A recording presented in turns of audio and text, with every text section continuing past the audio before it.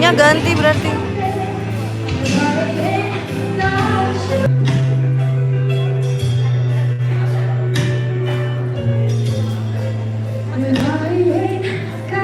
Udah aku hapus.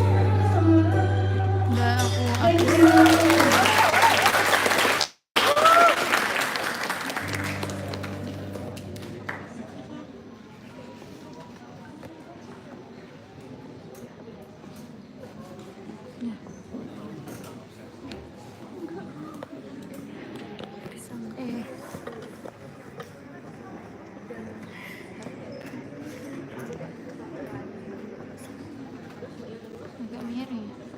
Kok miring, Beb?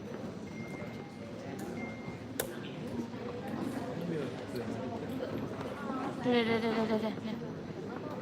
Enggak. Udah. Kurang mundur. Enggak, maksudnya miringan iki lho. Nih celok miring kan? Excellency, ladies and Enggak kan? gentlemen, Serap apa? may I have your attention, please? Our seminar is about to begin. Please have a nice seat. Thank you very much for preparing yourself to join our seminar. Assalamualaikum warahmatullahi wabarakatuh. The Honorable the Vice Dean of Faculty of Education, Professor Dr. Slamet Subianto, and the distinguished Chief of the Agenda, Dr. Nur Arifah Drajati, MPD, and the Honorable the Speaker of the day, Prof. Gary Barquizan, and the Honorable of all lecturer of Faculty of Education, and respectable all participants of the seminar. Good morning. It is my privilege and pleasure to welcome you all to this esteemed seminar on publication and reputable journals with narrative inquiry as research method. My name is Fatima, and I will be your master of ceremonies for today's event.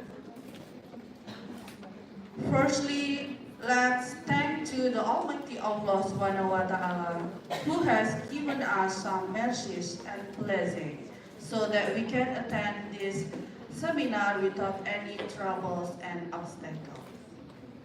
Secondly, salawat and salam might always be given to our Prophet Muhammad Sallallahu Alaihi Wasallam, who has guided us from the darkness to the lightness, from the stupidity to the cleverness, namely Islamic religion.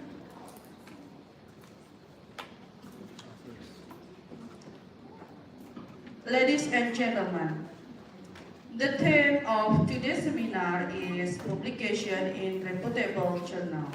This theme has been carefully chosen to provide a platform for valuable insight, discussion, and knowledge sharing on the publication in reputable journal with narrative inquiry as a research method. Throughout the day, we will have the privilege of hearing from esteemed experts. In this field, we will shed light on various aspects of publication in reputable journal with narrative inquiry as research methodology. Ladies and gentlemen, on this special morning, we have several important items on our agenda. Allow me to present a summary of each agenda item. The first item is opening session. The second item is a performance of the Indonesian national anthem. The third item is the welcoming address. The fourth item is main agenda. And the fifth item is asking questions. And the sixth item and the final item is the closing ceremony and prayers.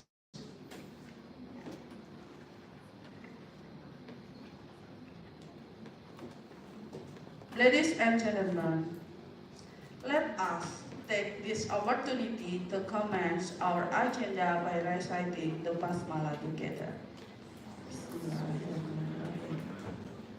Thank you for the participant. And we are going to the next agenda. The next agenda is a performance of the Indonesian national anthem, Indonesia Raya. We are privileged to have our sister, Ziva Valentina Yuna Putri, leading us in this rendition. The floor is yours, Ms. Ziva Valentina.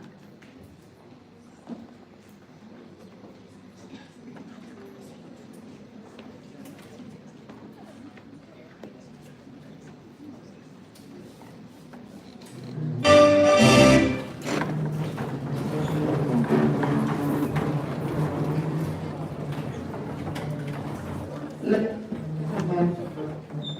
please.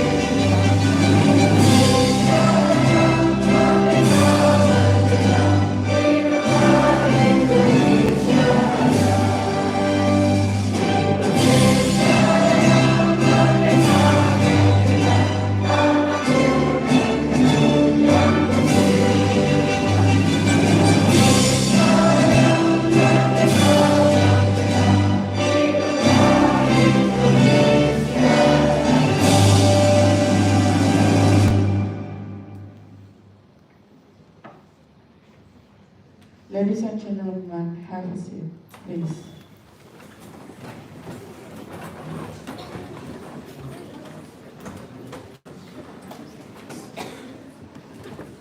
We are going to the next agenda. The next agenda is welcoming address. Allow me to welcome the speaker. We are particularly privileged to have with us today our esteemed the Vice Dean, Professor Dr. Slamet Subianto, MSc. Under their visionary guidance, our institution has achieved remarkable milestone and continue to thrive. Time is yours.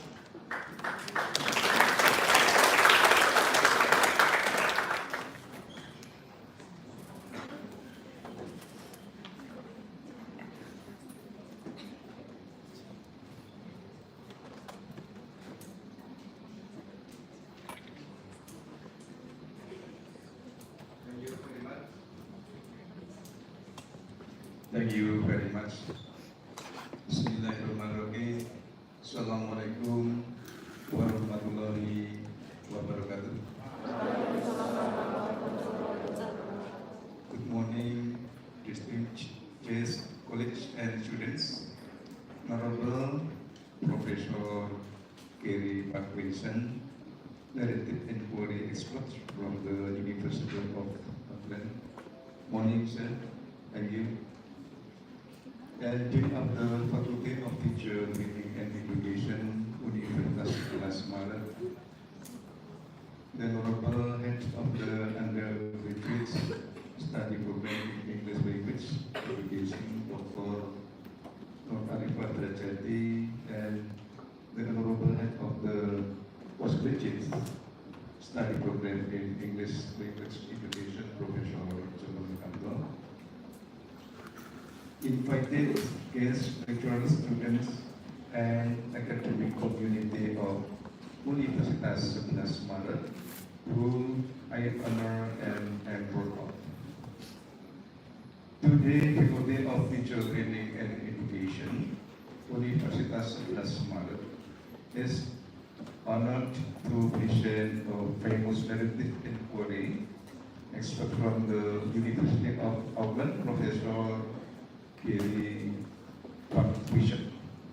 We are very grateful for this opportunity to learn and exchange knowledge with him. Ladies and gentlemen, we are grateful to have Professor Bishop with us today. His expertise in narrative inquiry will be invaluable to our faculty, staff, and students. During his visit, Professor Bishop will be giving a series of lectures and workshops on narrative inquiry. He will also be meeting with faculty and students to discuss their research interests.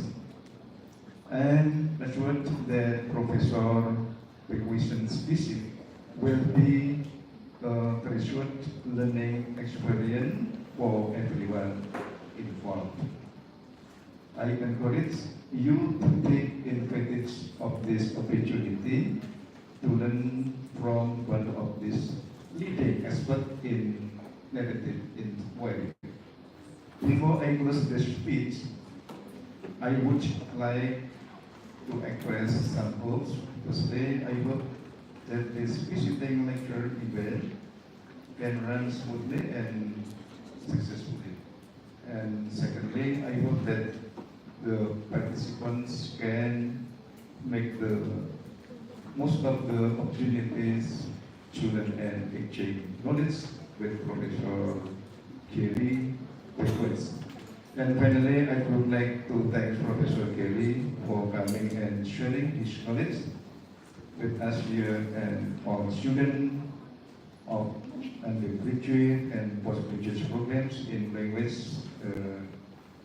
education. Thank you very much, special for Dr. Eva and the all student committee in this event.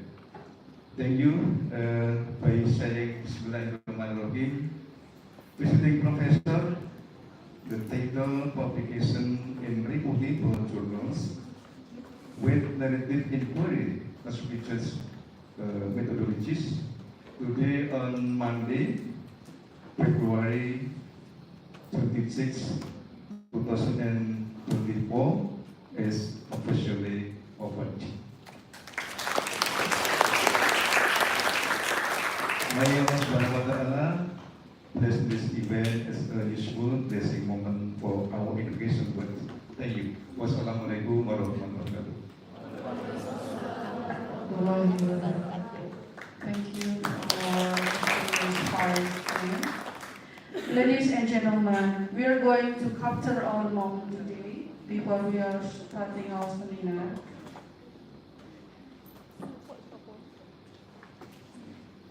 Please, the Vice Dean and Mr. Gary, can we take a moment, please, to take a picture? Yang lain kemarin berdiri, tapi tetap di situ ya, kita foto bersama. Ada berapa?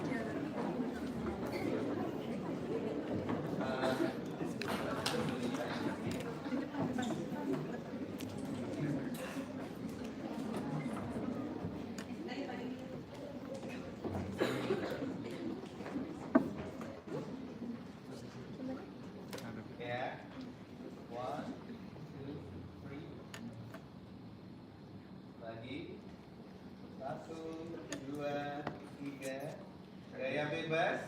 KKIP bagus. 1, 2, 3.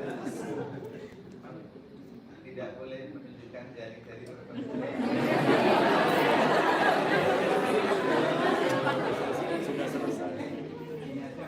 Oke, 1, 2, 3. Oke, lebih meriah lagi. Bisa? Bisa.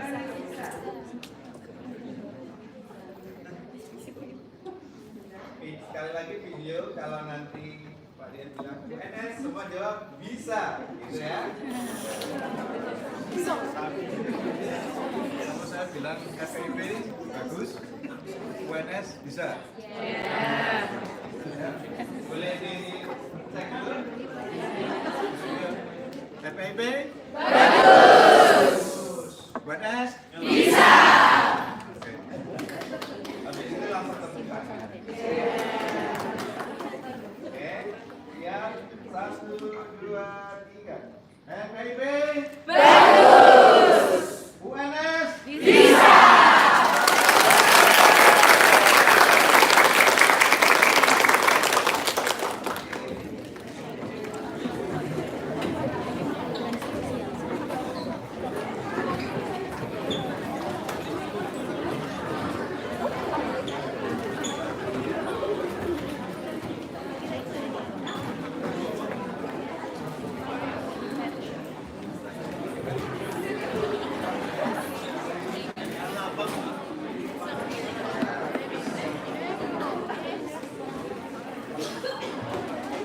Thank you, ladies and gentlemen.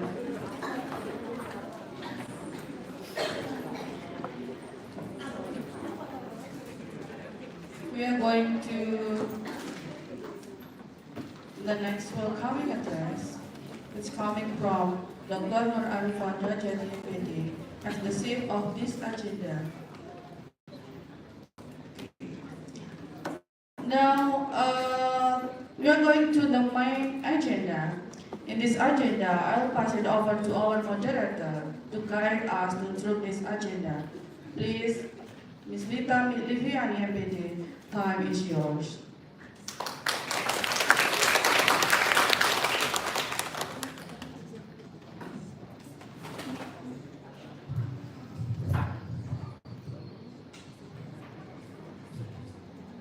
Okay, good morning everyone. Oke, sedikit dulu biasa ya, karena bertemu dengan adik-adik, bapak, dan juga dosen-dosen saya di UNS. Oke, thank you for coming for our visiting professors today with the theme publication in reputable journals with narrative inquiry as a research method. Okay, before we start, I would like to invite our guest speaker today. So, ladies and gentlemen, please welcome Prof. Gary Markusen on stage.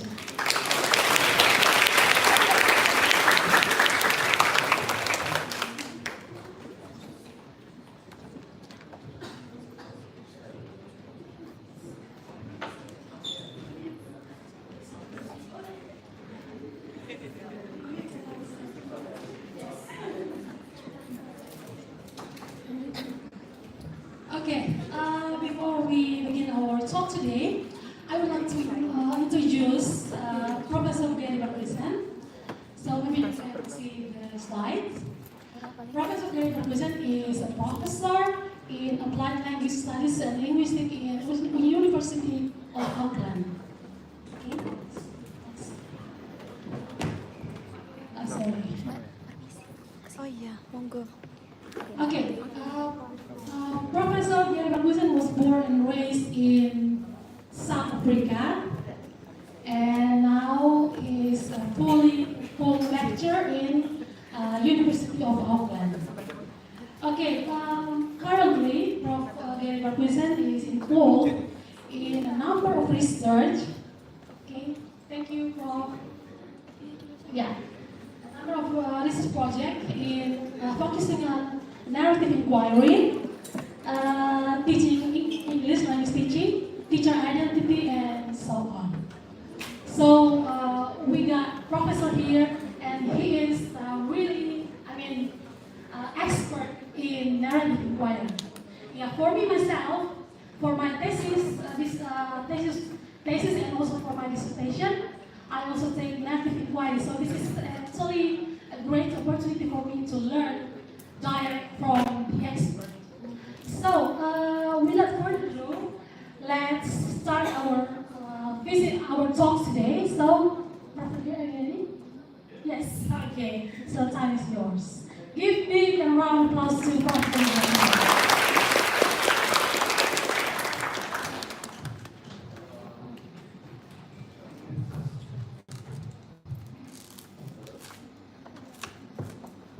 Working?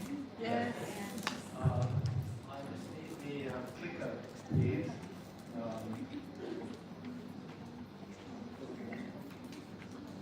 Hello, everybody. Well, at least it's taken some time to start, but it's great to be here. Thank you very much. Let me just test. Is this working, right? Yes. Test this.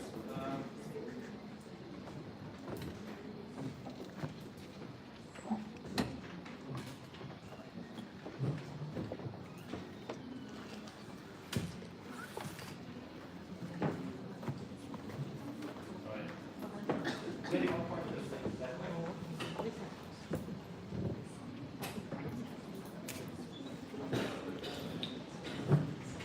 Okay, there we go. A little bit slow.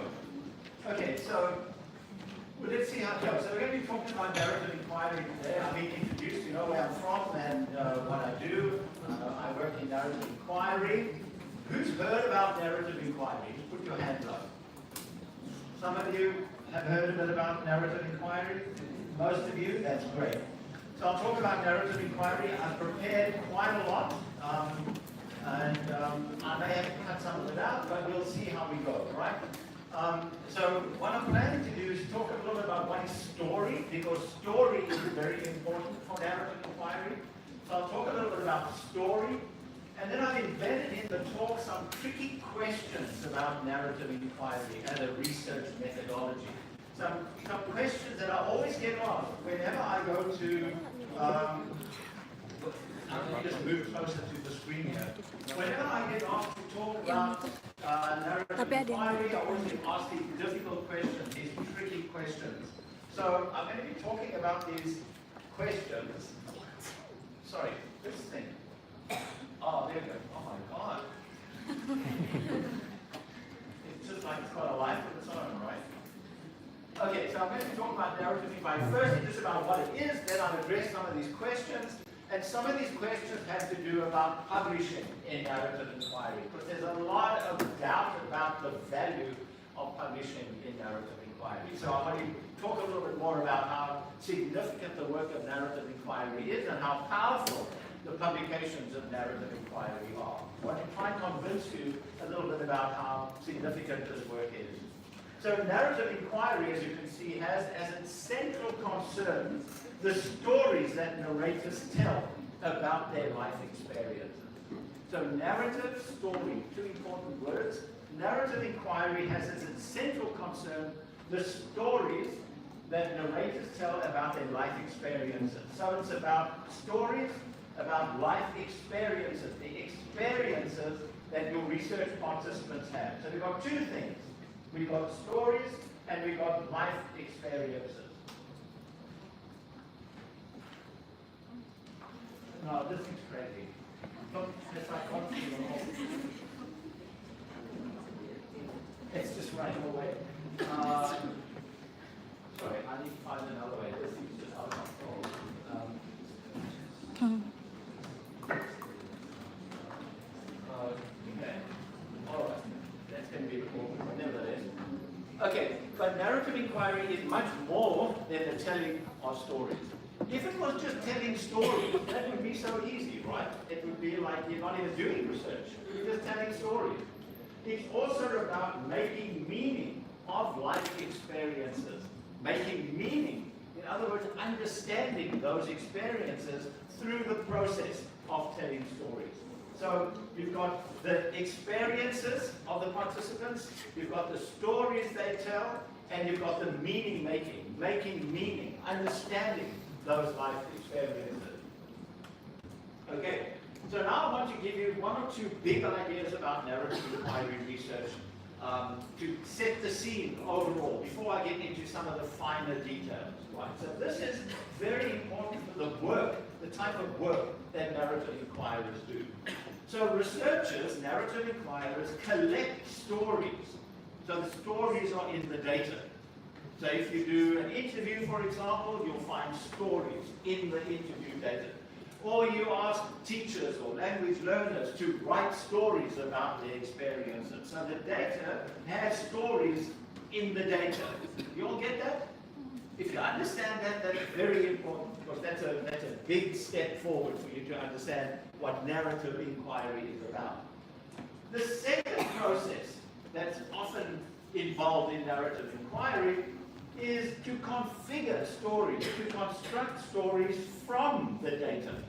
So here, researchers, instead of collecting stories, they write stories from the data. So they construct stories from the data. In other words, when they present the findings, they present them in the form of stories. So the options are, the first one, the stories are in the data, or the stories are from the data, or both. You can have both. So any research project, you can collect stories, but the researcher can also write stories from the data. Okay, are you all clear about this? Because this is really important. This covers the whole field of narrative inquiry. If you understand this, then you've learned a lot already today. Okay? So I want to just expand on that idea a little bit more. I'm going to sort of pause because I want to talk about this a little bit more because it's so important. I wrote about this in this handbook, the Reputable Handbook of Research Methods in Applied Linguistics. I wrote in this handbook, I spoke about 5 core dimensions of narrative inquiry. And this point I'm making now was one of those core dimensions. Okay? So, I also wrote about it more recently in this article, a 2021 article in the journal System, where I reviewed these 5 core dimensions and made a point of emphasizing this difference between collecting stories and constructing stories from the data. Okay, so now I'll have a look at this dimension. It's one of the 5 dimensions. On the left-hand side here, we've got what's called analysis of narratives. So here, this is like a conventional thematic analysis. How many of you have done a thematic analysis where you've got some data and then you search for themes in the data? Have any of you done that before? You look for the themes in the data, the main messages in the data. It's like searching for themes in the data. So that's called analysis of narratives. On the other side, so that's like, you've got some text that may be an interview, it may be a story, and then you analyze it looking for themes in that data. What are the most important points or messages in that data, right? On the other side, you've got what's called narrative analysis. This is configuring the stories, writing stories, configuring data content into a coherent storied whole. So writing a story from the data that you have. The researcher turns the data into a story, okay? Or you can have both, thematic analysis and, so it's a dimension. It's a continuum. You're not this end or that end, but you work along this dimension. So this is very important. I'll just show you an example of the left-hand side, analysis of narrative. So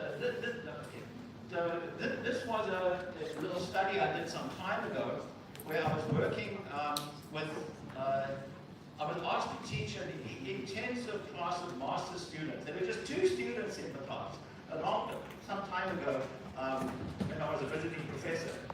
And we started the course, it was about issues in language education. And when we started the course, we were trying to figure out what we were going to cover in this course, an intensive course for 1 month. And we started reading, they started writing narratives about their personal experiences as teachers and so on. And we came across this word tensions. We found out that as they were writing their narratives, they often mentioned the tensions in their lives. And the readings we were doing, also we came across the word tensions. So as we were writing our narratives, we started to focus more on this concept of tensions in language teacher education. And one of the tensions we discovered was the tension between the teacher, and you can see on the slide here, the tension between the teacher and the school, the teacher and the curriculum, the teacher community, the state, like the Ministry of Education or the government, the resources that are available, and the learners and so on. So there were these tensions, this conflict between the teacher and these various aspects. Okay? So let's just look.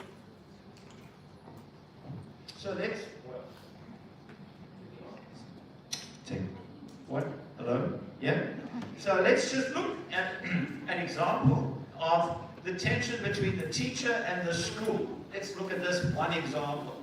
So if you look at these different themes, underneath tension between the teacher and the school, there are these various themes, the missions and values of the school. So often the teacher and the school didn't agree on these missions and values of the school, or the other teachers in the school, or the policies, or the practices of the school, and so on. So that list, those bullet point lists, on the number of themes that we found in the data, in all of the narratives that the teachers were writing, that the students were writing. Those are the themes. Those themes together form that category, teacher, school. That tension, that's a category with a number of themes underneath it. And if you have a look at this, so you don't have to read the detail, but this is an extract of the narrative that one of the teachers wrote. She said, this has to do with the practices theme. The teacher said, when I got a part-time job as a lecturer to teach a first-year course, I entered into a new phase of learning to become a language teacher, because it was a different experience for me compared to what I was used to as a high school. And she talks about a tension she experienced in this new job. So this excerpt of her narrative, this little story from her narrative, represents that theme of practices, right? Which is one of the themes that forms the category teacher-school, the tension between the teacher and the school, which is one of the categories that the teacher experiences as a tension. The others are being the resources, the learners, the curriculum, and so on. So that's a straightforward thematic analysis. I think some of you said you'd already done some form of thematic analysis. Okay, so it's straightforward thematic analysis. All right, you've got it. That's on the left-hand side of that dimension. So this is what narrative inquiries do a lot. When they get a story, they look at the themes in the story, and they see how these themes relate to each other. That form categories over there, and then you look at how the categories relate to each other in relation to your topic that you are investigating. Tensions in language teacher education. Okay? So it's a very nice way to break down a study, a way of organizing a dissertation. So you organize your findings according to these categories, right? For example. Let's have a look at another example. This is where the researchers configure a story. They write a story based on the data that they have. Now, you don't need to read this, but I just want to show you that this is Maki Hignet. She was one of my PhD students. We published an article based on some of her findings. And what we did in the journal article was we wrote 2 stories about 2 of the participants. This was a study about immigrants who came from Japan, who moved to New Zealand after the nuclear disaster of 2011. And so they came to live in New Zealand, and it's about their struggles settling down, learning English, living in New Zealand, and their investment in learning English, and about how they adjusted their lives as immigrants in New Zealand. So for each of the participants, she had 8 participants. For each of them, in her PhD thesis, she wrote these long stories about their lives as English learning immigrants living in New Zealand. But what we did for this article was we wrote shorter stories, about 2,000 words each. So in the findings section of the article, we actually wrote a story based on their experiences. But these stories are not just simply telling stories. That's too easy, right? We can't just tell stories. It's the meaning making. It's making meaning of those stories. So in order to have meaning making stories, it's got to focus on the topic, which is investing in language learning as an immigrant. It's got to focus on the experiences of the participant, and it's also got to be theoretically informed. So any study has got to be informed by theory, right? And any story you write must reflect that theory. So if you look at this, this is Yuichi's story. After resigning from his job and moving to be with his wife and child away from where the Fukushima disaster had occurred, Yuichi settled easily into his new life and job in their new place of residence. Sounds like a story, right? Nice. They're telling this story. He thought it was a safe place to live and raise a family. Nami, however, insisted that it was too dangerous to live in Japan and that they should move to New Zealand. That's his wife. Yuichi had no opportunity to use English since attending a general. So now we're bringing in learning of English.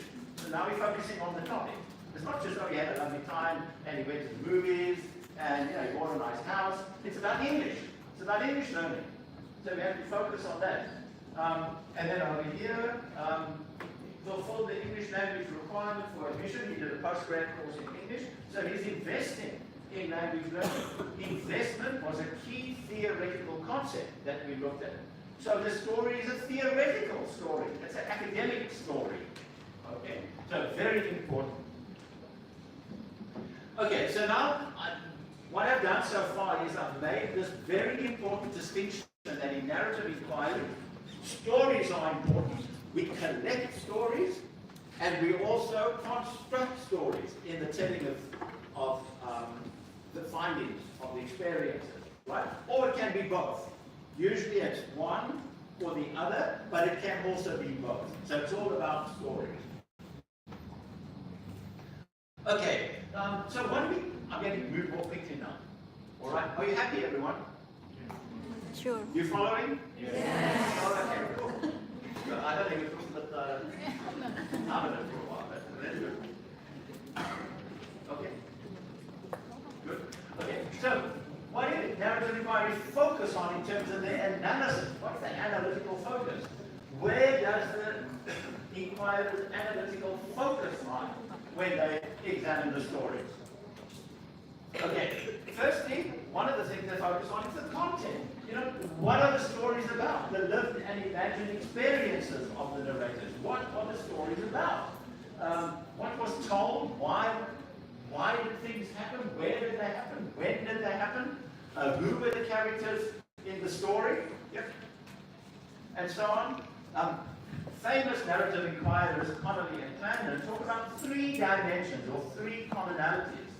Or three common places, sorry. They talk about the time dimension. So there's a time dimension in story, like a plot, right? Like a movie has a plot. They talk about the place dimension, so stories happen in a certain place and their relation. Easy way to think about analysis, right? I'm going to analyze the story. Who is in the story?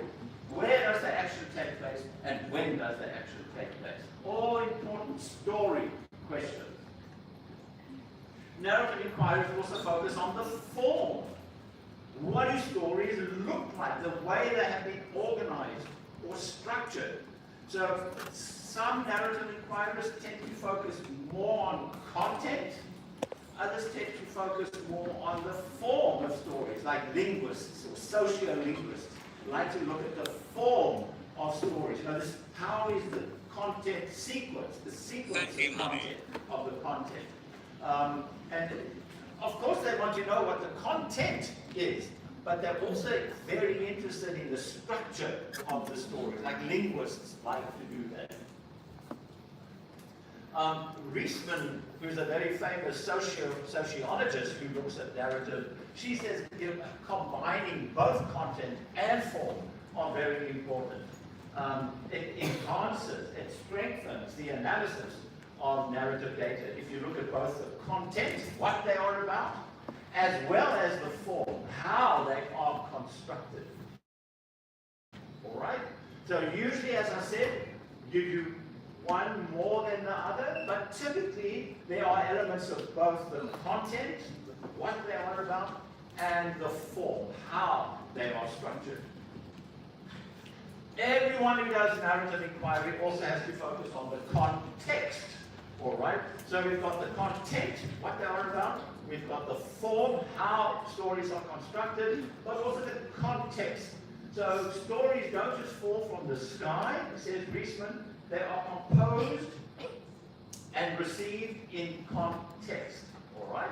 So let's have a look at different meanings of context. Just very, very briefly, I'll look at two different types of meaning of content. So it means different things in different types of narrative research. So it could be, that first bullet point, it could be the local context of the storytelling. The context of, like I'm telling a story now, this context here in this lecture room, and there's you and there's me, and we're sharing this storytelling context. It could be, what language we're using, how you're paying attention or not paying attention, and so on. But it could also be the context of the story world. So if I'm telling you a story about going on a holiday to Bali, and I had a good time, and I went swimming and so on, the story world is Bali and swimming and having fun. And that's the story world. But the context of the storytelling is me telling you now in this context here. So you've got to pay attention to both in narrative inquiry, because the storytelling depends on what the story looks like. If I'm telling you all a story about my holiday in Bali, it will be very different from the story I tell my best friend when we're relaxing, having a cup of coffee. It'll be very different. Although it's the same holiday and the same experience, right? Because the storytelling context is important. You all get that? Okay. I've often referred to it as, these contexts operating on different scales of context. So the micro context, and when we look at the context, we've got to look at broader scales of context as well. Okay? So what's coming up next? Oh yeah, and it's combinations of these. I've been making this point over and over again. You've got the content, the context, and you've got the content, form, context. It's combinations of those all the time. Okay, next. All right, so I'm going to look at 10 questions quickly.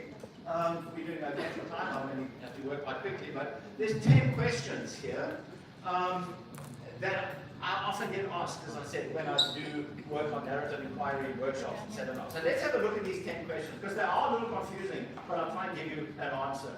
Maybe you have asked these questions before. What's the difference between narrative inquiry and qualitative research? Well,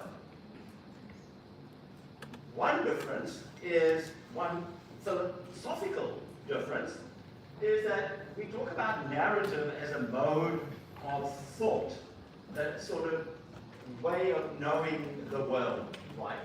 That guy, Bruner, up there, talks about two different ways of making sense of the world. He's a psychologist. And he said one way of knowing the world is a paradigmatic way. You break the world up, right, into different categories.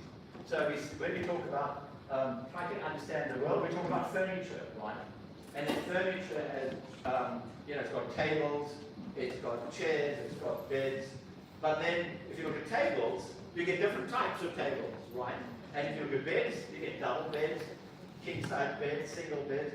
Single beds can be, different as well. So we break the world down and understand the world into these different categories. That's how we make sense of the world.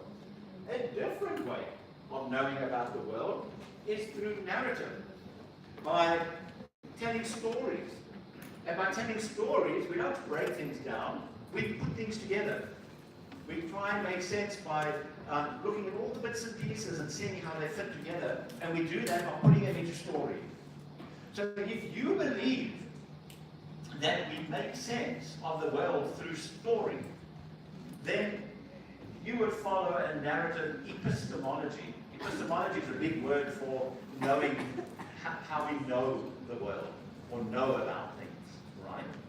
So a narrative epistemology is believing that narrative is one way, is one way of knowing about the world, right? And that's different from qualitative research, where the focus is not so much on narrative. So through narrative, people understand their experiences and communicate them in the process of storytelling. So as you tell your stories, you make meaning, you understand the experiences that you are telling. So if you believe that, then you would be a very good narrative inquirer.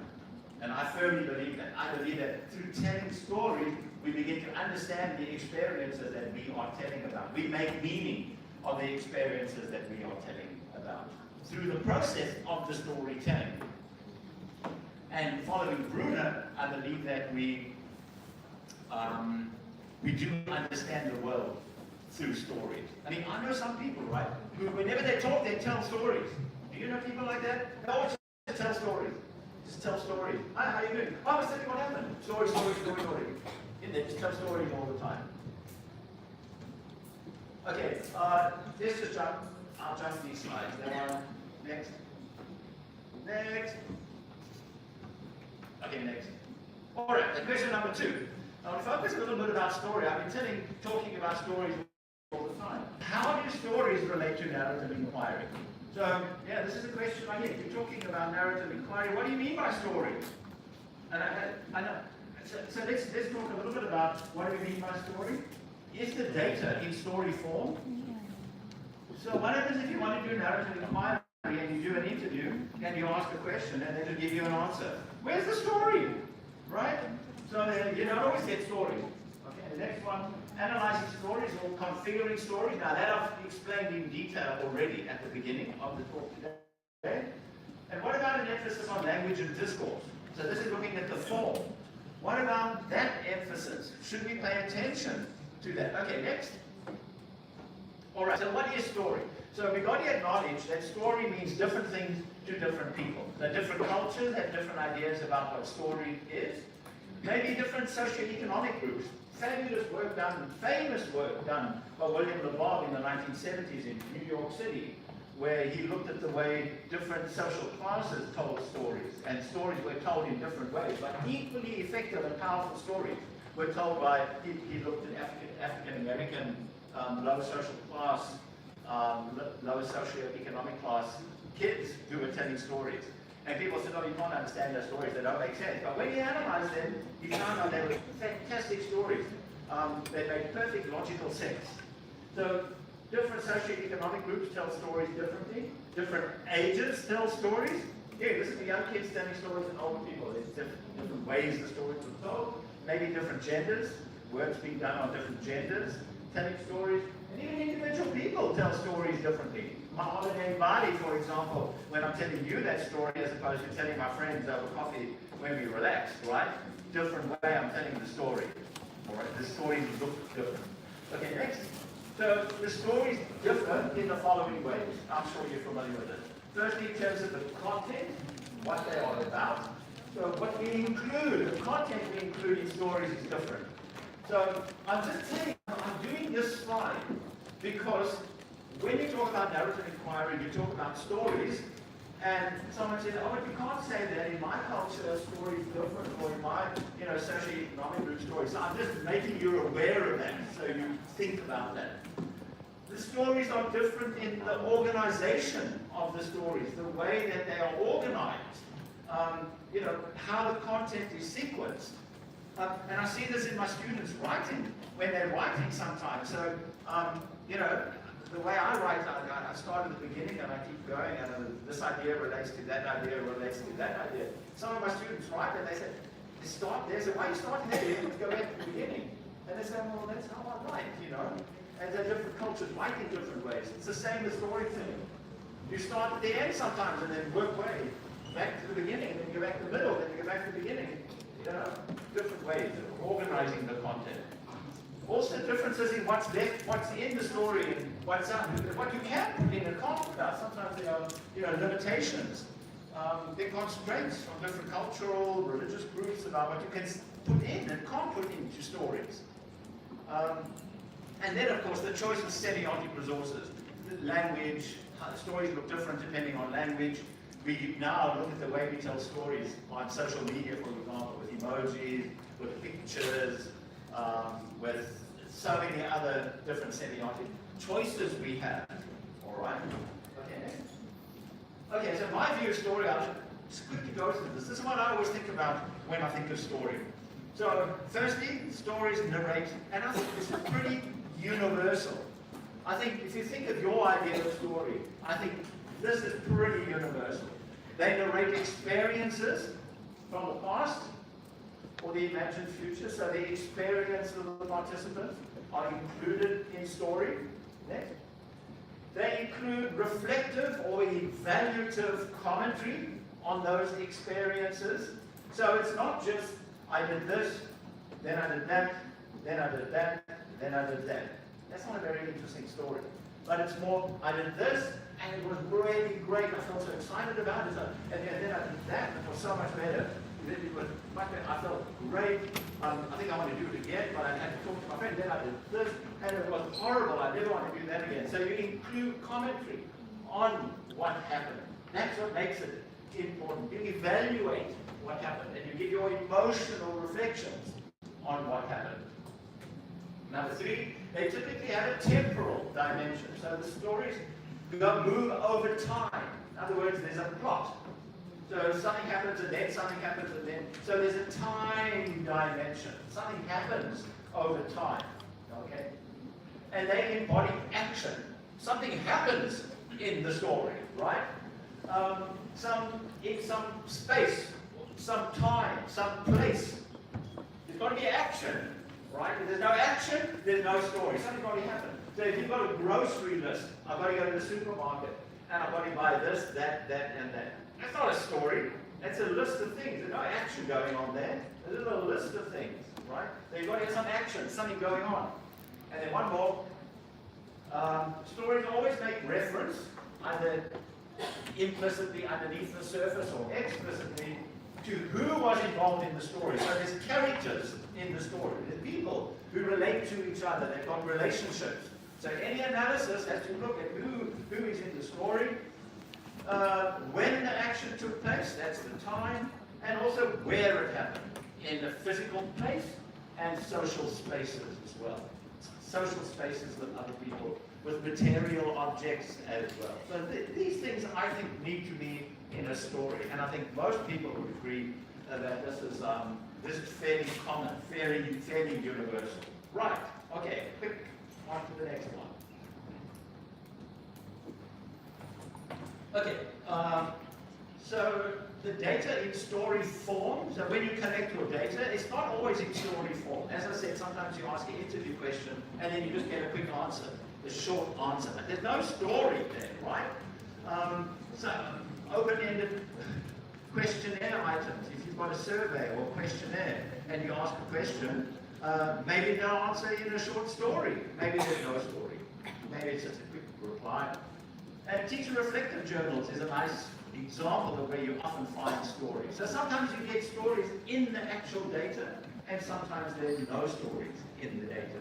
So as a researcher, if you want stories, you've got to design your instruments very carefully to make sure that you get the stories in the data that you're looking for. Okay, this one I've done already. Okay, yep. Okay. Okay, so question number 3, what are the appropriate topics to explore? So this is, again, this has some relationship to the publication. You know, what are the appropriate topics to explore in language teacher education, particularly or language teaching using narrative inquiry? What are the sort of things can we be asking about? So if you're thinking of doing a dissertation or a thesis, and you want to say, what topics can I explore? Well, basically, any topic where there are people involved who have lived an experience of some sort. It's about the experiences of people. So Festermacher says, through narrative, we begin to understand the actors' reasons for action. The actors being the narrators, and are thereby encouraged to make sense of these actions through the eyes of the actor. So we want to get the actors or the narrators' perceptions of their own experiences. So that is really important. We are trying to understand the experiences of our participants from their perspective, right? That is very, very important. By actors, we mean the research participants, such as language teachers and language learners. So this is a book I edited some time ago. It's on qualitative research topics in language teacher education. And many of the chapters in the books, there were 35 chapters, and I did an analysis of the topics that they mentioned, that they wrote about in the book. And many included narrative perspectives on these topics. And these are just some of the topics. Just have a look at these. These are some of the topics that they that are covered in the book. Language teacher learning, emotions in language teaching, language teacher identities, academic writing, English for academic purposes, race and gender in language teaching, English as international language, media instruction, study abroad, doctoral dissertation writing, a whole range of topics that have used narrative approaches, narrative inquiry methods. So if you have a particular idea for your dissertation or something you're writing for a topic, be assured if it involves people and their experiences of that topic, you can probably use narrative inquiry. And here I just selected a few publications. There are thousands who've used narrative research. Here are just some recent ones here. On teaching practices, on identities, teachers as researchers, language learning, learn identity, study abroad, and so on. So that actually these are publications, they're not just ideas, they're actual concrete publications. Okay, next. So what if participants don't tell the truth in narrative inquiry? Because often when we talk about narrative inquiry, we talk about stories, but then people say, oh, but then, they don't tell you the truth. And so narrative inquiry aims to understand how people make sense of their experiences, the meaning they make of those experiences. I've been saying that over and over and over again. How people understand their experiences. So if, for example, they're telling a story about something and they get the date wrong, or the